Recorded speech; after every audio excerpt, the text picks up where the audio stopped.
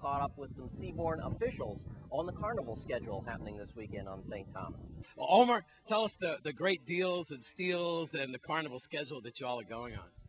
Well, Wes, I know about steals, but first of all, I want to say it's absolutely awesome to hear our customer talk like you did about the Virgin Islands. That warms my heart, you know, from the Mile High City to the Virgin Islands. And because you wear a couple of hats, Chamber of Commerce. Absolutely. And we do have a lot of good stuff going on for Carnival. I think he pointed out something that's interesting, and one of the best things about the Virgin Islands and the treasure of the Virgin Islands is a seaplane. And we put that treasure on display this time for Carnival.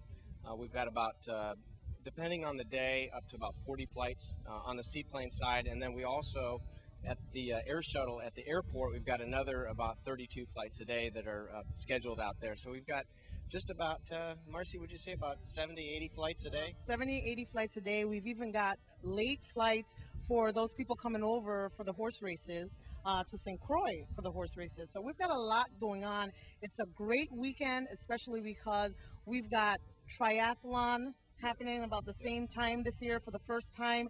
It's our favorite time of year. We get to see our customers really enjoy themselves, and so we're really looking forward to it. Fantastic. Can we put out the reservation number one more time, please? That's 773-6442,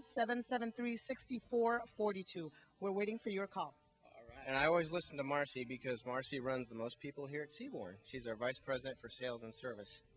Thank you. Couldn't do anything without the people. So that's right. We thank you for your support, and we thank our employees for being there for you and for your travel.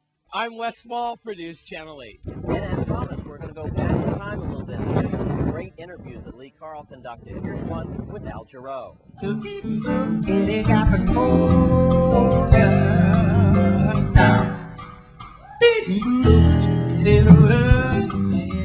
Well, if you're looking for legends, come to the Frenchman's Reef, come to the Virgin Islands, come to Ryco Center, and find one. Here is the legend, Al Jarrou, somebody I have, as a disc jockey, played your records many, many times. Al, good to see you in the Virgin Islands. Thank you, Lee. Wonderful to be here. Do you have a spare room? Yes, and spare microphones, whatever. If you'd like to do a show, we can arrange that. All right. But down through the years, as I always recall, Al Jarrou, the young disc jockeys always had a tough time on Al what? Al what?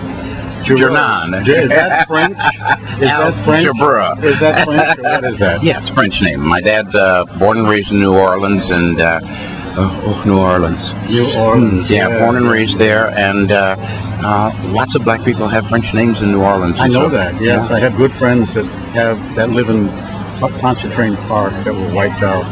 Really, really terrible. I was in New Orleans for the Republican convention.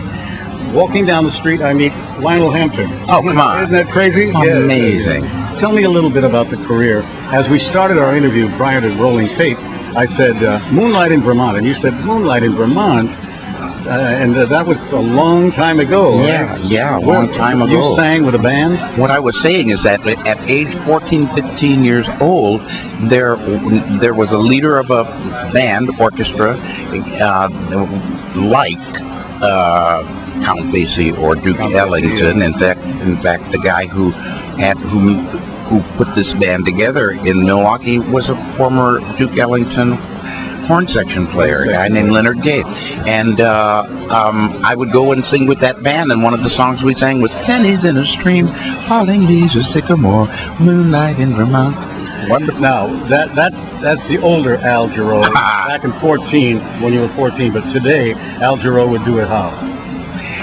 Probably a lot the same way. This new record that I did called Accentuate the Positive has kind of harkens to that sort of material. It's material that made me the Al Jarrou that people know now.